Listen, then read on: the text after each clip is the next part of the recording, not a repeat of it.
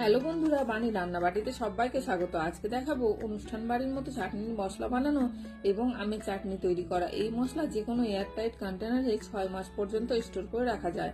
মশলা তৈরির জন্য 1 বাটি 5 ফোড়ন, 1 বাটি কালো সর্ষে, 10-12টার মতো শুকনো লঙ্কা ভেজে নিতে হবে, একটু লাল লাল করে যেন পুড়ে না যায়। এরপর ঠান্ডা করে গুঁড়ো করে রেখে দিতে হবে। এই মশলা যে কোনো রকম চাটনি বলো আচার বলো ব্যবহার করলে তার স্বাদ দ্বিগুণ বেড়ে যায়।